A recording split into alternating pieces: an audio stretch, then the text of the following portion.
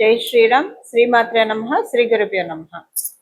2026 సంవత్సరం జూన్ 28వ తారీఖు నుంచి 2026 సంవత్సరం జూలై 4వ తారీఖు వరకు ఈ వారం యొక్క గోచార గ్రహస్థితుల ఫలితాలు. ఈ వారంలో ఉన్న గోచార గ్రహస్థితులు, గ్రహగమనాలు, అలాగే దాన్ని అనుసరించి గోచార గ్రహగమనాలకు అనుసరించి తదనుగుణమైన ఫలితాలు ద్వాదశ రాశుల వాళ్ళకి, ద్వాదశ లగ్నాల వాళ్ళకి పరిశీలిద్దాము. ముందుగా గోచార గ్రహగమనాలు. వృషభ రాశిలో మంగళ సంచారము, మిథున రాశిలో రవి సంచారము, కర్కాటక రాశిలో బుధదేవుడు, బృహస్పతి వారు, శుక్రాచార్య వారి సంచారము. బుధ భగవానుడు ఈ నెల 30వ తారీఖు నుంచి వక్రగతిలోకి వెళ్తున్నారు. ఈ వారం అంతా కూడా ఇంకా కొన్నాళ్ళు వక్రగతిలోనే ఉంటారు, అది ఉంటుంది. ఈ నెల 30వ తారీఖు నుంచి వక్రగతిలోకి వెళ్తున్నారు. ఈ వారం 30వ తారీఖు నుంచి వక్రగతిలోకి వెళ్తున్నారు. సింహరాశిలో కేతుదేవుని సంచారము, కుంభరాశిలో రాహుదేవుని సంచారము, మీనరాశిలో శని మహారాజు సంచారము. అన్ని రాశుల్ని చాలా వేగవంతంగా, అన్ని ప్లానెట్స్ లో చాలా వేగవంతంగా చుట్టి వచ్చే గ్రహం, ఏకైక గ్రహం చంద్ర భగవానుడు. ఆయన ఈ వారము ఆయన పర్యటన అంటే ఆయన గోచార గ్రహస్థితి వృశ్చిక రాశి మొదలుకొని కుంభరాశి వరకు ఉంటుంది. ఆయన 4 రాశులు ఆయన సంచారం సాగిస్తున్నాడు చంద్ర భగవానుడు. ఈ గోచార గ్రహస్థితులను అనుసరించి, ఈ గోచార గ్రహ గమనాలను అనుసరించి ఈ వారం ద్వాదశ రాశుల వాళ్ళకి, ద్వాదశ లగ్నాల వాళ్ళకి ఎలాంటి ఫలితాలు ఉండబోతున్నాయి? ఈ వారంలో గోచారంలో ఏమన్నా సిగ్నిఫికెంట్ విషయం ఉందా అంటే, బుధ భగవానుడు వక్ర గమనంలోకి వెళ్ళడము సిగ్నిఫికెంట్ విషయము. 30వ తారీఖు నుంచి ఆయన కర్కాటక రాశిలో ఉంటూ వక్ర గమనంలోకి వెళ్తున్నారు. ఇది ఎలాంటి ఫలితాన్ని ద్వాదశ రాశుల వాళ్ళకి, ద్వాదశ లగ్నాల వాళ్ళకి కలిగిస్తుంది? గురు భగవానుడు, దేవగురువైన బృహస్పతి, అలాగే అసుర గురువైన శుక్రాచార్యుల వారితోటి కలిసి ఆయన సంచారం చేస్తూ వక్రగతిలోకి వెళ్తున్నారు. దీనివల్ల ద్వాదశ రాశుల వాళ్ళకి, ద్వాదశ లగ్నాల వాళ్ళకి ఎలాంటి ఫలితాలు ఉంటాయో మనం ఇప్పుడు పరిశీలిద్దాము. కుంభరాశి, కుంభ లగ్నాల్లో పుట్టిన వాళ్ళకి సంతాన ప్రయత్నం చేస్తుంటే చాలా చక్కటి సమయము. మీరు స్టూడెంట్స్ అయితే కనుక చాలా మంచి మెరిట్ వచ్చే సమయం ఇది. బాగుంది, మంచి స్కోర్ చేస్తారు విద్యల్లో. మీ సంతానానికి కూడా మంచి శుభ సమయం. మీరు సంతానవతులు అయితే కనుక మీ సంతానం మంచి రికగ్నైజేషన్ వచ్చే సమయం, మీకు కూడా మంచి గుర్తింపు, గౌరవము వచ్చే శుభ సమయం ఈ సమయము. మీరు ఏదన్నా, మీకెవరో అంటే ఎవరైనా ఏదన్నా ఇవ్వాలి కానీ మొండి చేయి చూపిస్తున్నారు, డబ్బులు మీకు ఇవ్వాలి, మీకు రావాలి, వాళ్ళకి తెలుసు, మీకు తెలుసు, కానీ మొండి చేయి చూపిస్తున్నారు. అలాంటి బకాయిలు ఏమన్నా ఉంటే ఈ వారం నుంచి వాళ్ళు రియలైజ్ అవుతారు, మీకు పెండింగ్ పెట్టడం తప్పు, వీళ్ళు ఏం మాట్లాడట్లేదు కాబట్టి దాన్ని అడ్వాంటేజ్గా తీసుకోకూడదు. రియలైజేషన్, వాళ్ళు మీకు ఏదైతే చేశారో అది వాళ్ళకి రిటార్డ్ అవుతుంది. కర్మ బూమ్ రాంగ్ అంటాం కదా, అలా రిటార్డ్ అయ్యి వాళ్ళు అర్థం చేసుకుంటారు, ఆ రోజు వీళ్ళు ఎంత బాధపడి ఉంటారు నేను చేసిన చర్యకి అని చెప్పి వాళ్ళు రియలైజ్ అయ్యి వాళ్ళ దగ్గర ఉంటే మీకు వెంటనే మొత్తం ఇచ్చేస్తారు, లేకపోతే ఇవ్వడానికి మాట్లాడతారు. ఏదో రకంగా మీకు డబ్బులు, మళ్ళీ మీ డబ్బులు మీకు తిరిగి రావడానికి రూట్ అయ్యే సమయం. ఇలాంటివి ఏమి లేవు, మేమెవరికి ఇవ్వక్కర్లేదు, మాకు కూడా ఎవరు ఇవ్వక్కర్లేదు అంటే మీ ఫైనాన్షియల్ స్టాండర్డ్ పెరుగుతుంది. సింపుల్గా మీకు ఇన్కమ్ యోగం పెరుగుతుంది.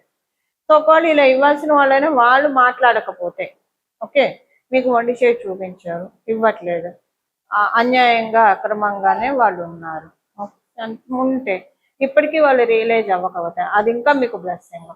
మీకు వాళ్ళు మీకు ఇవ్వాల్సిన దానికి 1/3 డెస్టినీ ఈ వచ్చే 3 ఏళ్లలో కావచ్చు, 5 ఏళ్లలో కావచ్చు మీకు ఇవ్వబోతుంది. దానికి రెడీగా ఉండాలి. ఒకవేళ ఇవ్వకపోతేనే మంచిది ఇంకా, ఎందుకంటే వేరే చోట నుంచి భగవంతుడు మీకు ఇప్పిస్తారు కాబట్టి.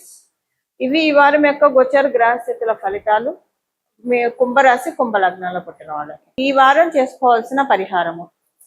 బుధ భగవానుడు వక్రగతిలోకి వెళ్ళారు కాబట్టి ఈ వారంలో మొదటి 2 రోజుల తర్వాత 30వ తారీఖు నుంచి మొత్తం కూడా ఈ వారం మొత్తం కూడా విష్ణు సహస్రనామం చదువుకోవడము అత్యద్భుతమైన ఫలితాలని ద్వాదశ రాశుల వాళ్ళకి, ద్వాదశ లగ్నాల వాళ్ళకి కలిగిస్తుంది. విష్ణు సహస్రనామం కావచ్చు, లలిత సహస్రనామం కావచ్చు, శివ సహస్రనామం కావచ్చు, ఏదైనా కూడా సహస్రనామాల్ని చదవడం వల్ల లేదా వినడం వల్ల చాలా మంచి ఫలితాలు వస్తాయి. మీకు కుదిరితే కనుక ఉదయం పూట అమ్మవారి సహస్రనామము, మధ్యాహ్నం పూట విష్ణుమూర్తి సహస్రనామము, అలాగే సాయంత్రం పూట శివుడి యొక్క సహస్రనామాలు, ఇవి చదవడం కానీ వినడం కానీ చేస్తే చాలా మంచిది. ఈ రెండిట్లో ఏది లేదు, ఏది రోజులో ఏదో ఒకసారి ఏదో ఒక సహస్రనామం మీకు ఏ టైంలో కుదిరితే ఆ టైంలో చదవండి. అంటే చదవడం అయితే స్నానం చేసి శుచులయ్యి దేవుడి దగ్గర దీపారాధన చేసి చదవండి. ఒకవేళ మీకు అలా కుదరలేదు, బిజీగా వెళ్తూ ఉన్నారు, వినడానికి ఎప్పుడైనా వినచ్చు. సో మీరు ఏ ప్రదేశంలో ఉన్నా మీరు చక్కగా ఇప్పుడు మనకి యూజర్ ఫ్రెండ్లీగా ఉంది కాబట్టి యూట్యూబ్లో మీరు పెట్టుకొని వినండి. ఏదైనా చేయండి, మంచిదే. ఈ వారము బుధుడు వక్రగతిలోకి వెళ్ళడము, అలాగే ఉచ్చ స్థితిలో గురు భగవానుడు ఉన్నప్పుడు కర్కాటక రాశిలో ఆయన వక్రించడం మంచిది. కారణం ఏంటంటే కర్కాటక రాశి ఆయనకంత అనుకూలమైన రాశి కాదు, శత్రు క్షేత్రం కాబట్టి. ఈ రాశిలో ఆయన వక్రిస్తూ ఆయన వెళ్ళేది మిథున రాశిలోకి కాబట్టి మంచి ఫలితాన్ని ఇస్తాడు. బుధుడు ఏంటంటే ఆయన అంటే అన్ని ప్లానెట్స్ లో ఒక్కొక్క తత్వం ఉంటుంది, ఐశ్వర్యాన్ని ప్రసాదించే తత్వం. ఇప్పుడు శనీశ్వరుడు ప్రసాదిస్తే తరతరాలకి ఇచ్చేస్తాడు ఐశ్వర్యాన్ని ఇస్తే. బుధుడు ప్రసాదిస్తే చాలా స్మార్ట్ గా ఇన్వెస్ట్మెంట్ చేసి వాటిల్ని మనం అంటే డబ్బులు గుడ్లు పడతాయి. బుధుడు ప్రసాదించేది ఎవరి కళ్ళల్లో పడకుండా చక్కగా, అంటే ఎవరి కళ్ళల్లో పడకుండా అంటే నా ఉద్దేశము, ఇప్పుడు కొన్నిసార్లు ఎదుగుతుంటే ఈర్ష అసూయ ద్వేషాలు ఉంటాయి, ఇలా లేకుండా వాళ్ళ జోలికి ఎవరు వెళ్ళరు, అంతే. వాళ్ళు ప్రశాంతంగా వాళ్ళ పని ఏదో వాళ్ళు చేసుకుంటారు, వాళ్ళు సంపాదించుకుంటారు. అలాంటి ధనాన్ని ఇస్తాడు బుధ భగవానుడు. దాంతోపాటు చక్కగా ఇన్వెస్ట్మెంట్స్ చేసుకుంటారు. బుధుడు చాలా డబ్బుల్ని పెంచుతాడు అన్నది, డబ్బులు గుడ్లు పెట్టడం అనేది బుధుడు బాగా ఉంటే జరుగుతుంది. మిగతా చోట్ల కూడా ఇన్వెస్ట్మెంట్స్ చేస్తాము అవుతుంది మిగతా ప్లానెట్స్ వల్ల, కానీ బ్యూటిఫుల్ గా మన ఫైనాన్సెస్ స్ట్రీమ్ లైన్ అవ్వాలంటే మటుకు బుధుడు చాలా చక్కగా తీసుకెళ్తాడు. మంచి అంటే కరెక్ట్ టైంలో రైట్ డెసిషన్ తీసుకుంటాం.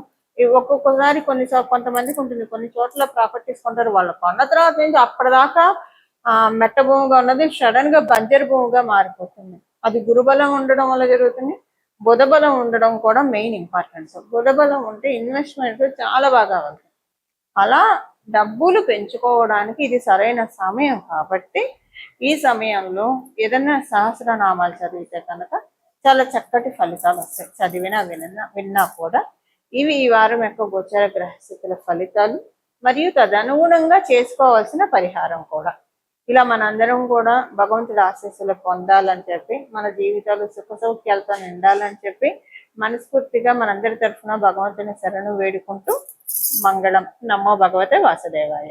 బుధుడు వక్రగతిలోకి ఉండడమే ఒక స్పెషల్ సిగ్నిఫికెన్స్. అంటే కాలపురుషుడు కుండలిలో సహజ లాభస్థానంలో లాభాధిపతి అయిన, అంటే వన్ ఆఫ్ ద లార్డ్, కుంభరాశికి వన్ ఆఫ్ ద లార్డ్ అయిన రాహు భగవానుడు కూడా ఆయన స్వక్షేత్రంలో ఉండడము, గురు భగవానుడు ఉచ్చ స్థితిలో ఉండడము, ఇవన్నీ కూడా అందరికి ఫైనాన్సెస్ జీవం పోస్తుంది. గత కొంతకాలంగా చాలా మంది ఆర్థికంగా చాలా ఇబ్బందులు పడుతున్నారు. కొంతమందికి చాలా బాగా ఉంది, కొంతమంది చాలా ఇబ్బందులు పడుతూ ఉన్నారు.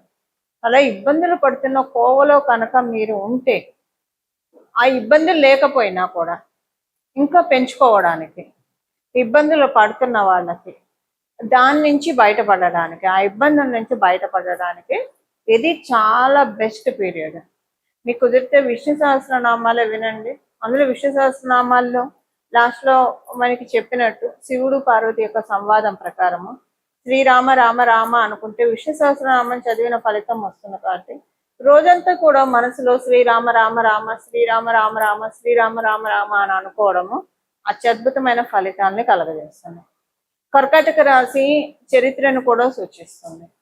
ఏదైనా పురాణాలు చదవడము లేదా వినడము ఇలాంటివి చేసినా కూడా చాలా సత్ఫలితాలను వస్తున్నాయి. అందులో అక్కడ దేవగురువైన బృహస్పతి ఉండడం వల్ల శివ మహాపురాణాన్ని విన్నా చదివినా చాలా మంచి సత్ఫలితాలు వస్తాయి. భాగవతము విన్నా చదివిన దేవి భాగవతం కావచ్చు, శ్రీమద్ భాగవతం కావచ్చు, చాలా మంచి ఫలితాలు వస్తాయి. కారణం ఏంటంటే ఇప్పుడు గురువు శుక్రుడు ఇద్దరు కూడా అక్కడ సంచారం చేయడం, ఇద్దరు గురుదేవులు సంచారం చేయడము ఏదన్నా భగవంతుడికి సంబంధించిన లీలల్ని తెలుసుకోవడానికి, వినడానికి, తద్వారా మనకి మంచి రిజల్ట్స్ వస్తాయి. అంటే మనకి స్వామి కార్యం స్వకార్యం అంటాం కదా, ఇక్కడ అది జరుగుతుంది. భగవంతుడి యొక్క లీలల్ని తెలుసుకుంటూ ఉంటే మన జీవితాన్ని చక్కగా మంచి రైట్ పాత్రలోకి తీసుకువెళ్ళి మనకి చక్కటి ఐశ్వర్యాన్ని ప్రసాదిస్తాడు భగవంతుడు. ఇలా మనం అందరం కూడా భగవత్ కృపకి పాత్రలు అవ్వాలని చెప్పి మనందరి తరఫున భగవంతుడిని మనస్ఫూర్తిగా శరణి వేడుకుంటూ మంగళం. నమో భగవతే వాసుదేవాయ.